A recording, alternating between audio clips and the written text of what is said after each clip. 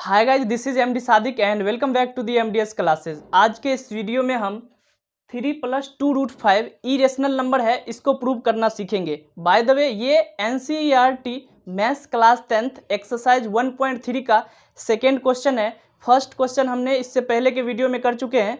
अगर आपने उस वीडियो को नहीं देखा है तो वीडियो की लिंक डिस्क्रिप्शन में मिल जाएगी, आप वहाँ से उस वीडियो को देख सकते हैं। तो चलिए इसको स्टार्ट करते हैं। 3+2√5 इरेशनल नंबर है, इसको प्रूव करना है। इसको कंट्राडिक्शन मेथड से प्रूव करेंगे। तो कंट्राडिक्शन मेथड से प्रूव करने में जो हमें प्रूव करना है उसका अपोजिट एज्यूम कर लेंगे।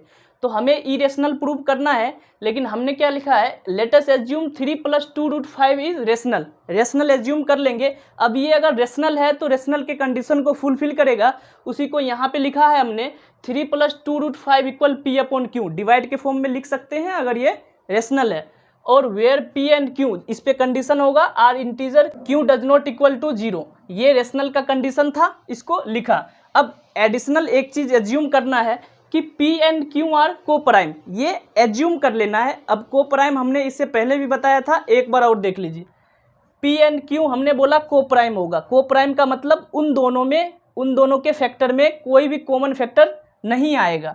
मतलब सपोज हमने एक 9 और एक 10 को लिया, तो 9 का फैक्टर 3 3 जा 9 और ये 2 5 जा 10।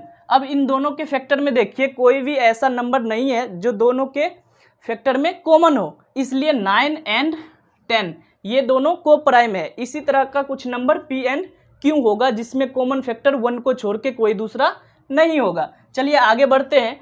नाउ इसी से अब आगे बढ़ते हैं। 3+2√5 इक्वल P/Q, ये लिखा। अब 3 को इक्वलिटी के दूसरे साइड भेजा तो ये हो गया 2√5 इक्वल P/Q माइनस 3। अब यहाँ से इसका फ्रैक्शन का सब्ट्रैक्शन करा तो Q और 1 का एलसीएम लिया। Q से Q को डिवाइड करा, आ गया 1 को P से मल्टीप्लाई P, और ये फिर माइनस, ये 3 से मल्टीप्लाई हो जाएगा और ये हो जाएगा 3Q। इसी को यहाँ पे लिखा। फिर अगले स्टेप में क्या करा, 2 को डिवाइड में भेज दिया चूँकि इधर मल्टीप्लाई में था। अब आगे बढ़िए, इसको ध्यान से देखिए, इसी से आगे रिजल्ट आएगा। अब √5 इक्वल P-3Q/2Q। हमने एक चीज़ मालूम कि P एंड Q इंटीजर है। अब integer minus integer is always integer, तो ये माइनस हो रहा है 2 इंटीजर का, तो ये भी इंटीजर होगा।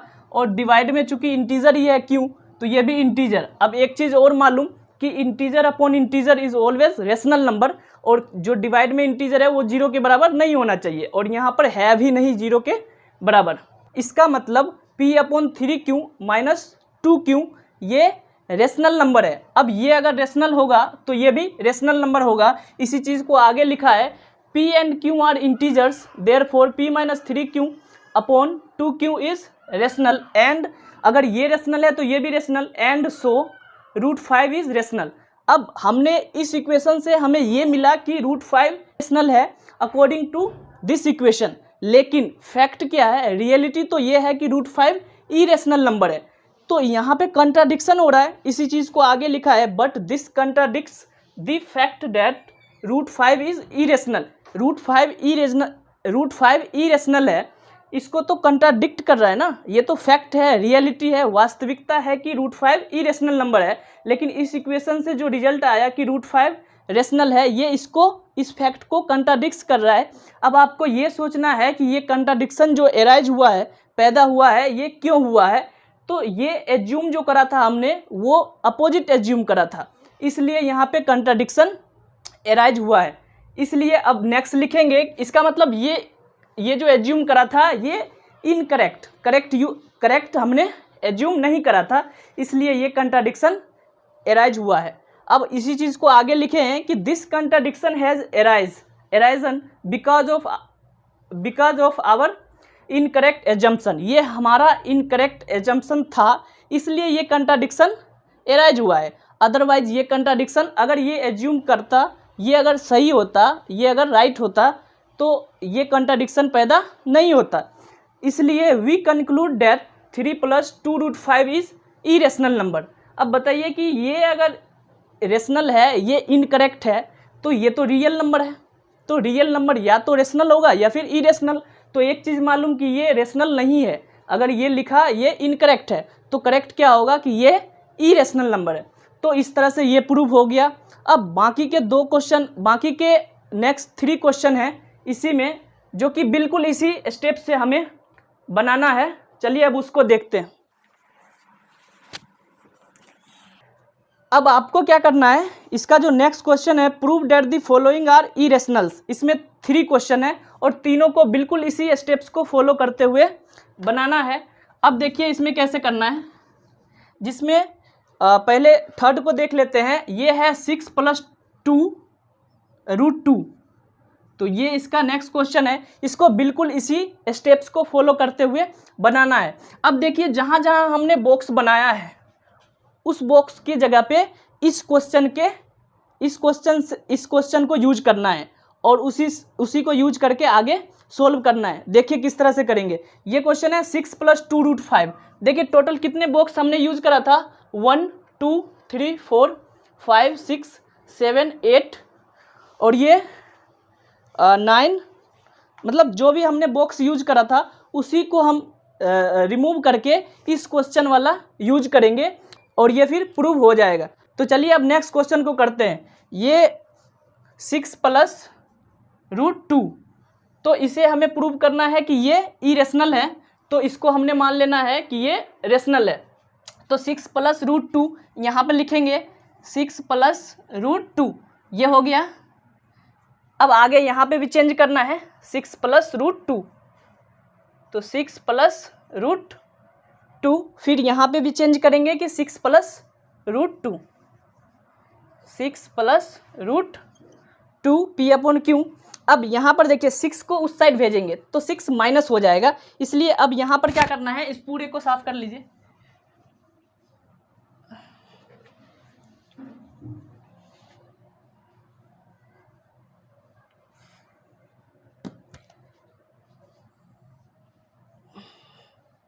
तो यहाँ पे हो जाएगा √2 = P - P/Q और -6। तो अब फिर यहाँ पे आ जाइए डायरेक्ट यहाँ, और फिर ये देखिए P और Q इंटीजर है, इसलिए P/Q -6 रेशनल नंबर होगा। इसलिए अब यहाँ पर इस बॉक्स में लिखेंगे P/Q और ये -6, ये रेशनल है। अब ये √2 है, ये रेशनल है, इसलिए √2 भी रेशनल होगा। फिर उसके बाद यहाँ पे एक चेंज करना है कि स्टार्टिंग में क्वेश्चन क्या है, 6 + √2 इज इरेशनल। तो बिल्कुल उसी तरह से क्या करना है, उस क्वेश्चन में यूज करना है, उस क्वेश्चन को बिल्कुल इसी पैटर्न पे यूज करके बना लेना है और ये तैयार हो गया बिल्कुल। Let us assume 6 + √2 is rational और इसको P/Q के फॉर्म में लिखा। फिर 6 + √2 इसको जरा सा सोल्व कर देंगे तो ये √2 = P/Q -6, P and Q are integer, therefore P/Q -6 is integer, ये rational and √2 is rational also, because ये रेशनल होगा तो ये भी रेशनल होगा। But this contradicts the fact that √2 is irrational. This contradiction has arisen because of our incorrect assumption, therefore we conclude that 6 + √2 is irrational. तो इस तरह से नेक्स्ट क्वेश्चन हो गया। अब इसमें 2 क्वेश्चन और हैं, चलिए फटाफट से उसको भी कर लेते हैं। बिल्कुल इसी तरह से करना है, तो इसको जहाँ जहाँ पे रिमूव करना है, तो पहले क्वेश्चन को लिखते हैं। क्वेश्चन है 7√5, 7√5, तो यहाँ पे आ जाएगा 7√5, 7 ये उससे भी इजी है 7√5। अब यहाँ पे भी यहाँ पे भी आएगा 7√5 और ये भी 7√5 और यहाँ एक ही स्टेप करना है, √5 को इस साइड रखना है और फिर ये हो जाएगा P/ और ये डिवाइड में आ जाएगा 7Q। अब देखिए तो ये पूरा रेशनल होगा तो इसको भी रेशनल लिखेंगे, P/7Q is rational and therefore √5 भी रेशनल होगा। But this contradicts the fact that √5 irrational है ना। This contradiction has arisen because of our incorrect assumption, therefore. अब बिल्कुल यहाँ पे क्वेश्चन वाला लिख देना है, 7 + 7√5। ये दूसरा क्वेश्चन भी हो गया। नेक्स्ट अब चलिए एक क्वेश्चन और बचा हुआ है, फटाफट से उसको भी कर लेते हैं। ये है 1/√2, 1/√2। तो चलिए इसको करते हैं 1/√2। तो यहाँ भी लिखेंगे 1/√2, यहाँ भी आएगा 1/√2, 1/√2।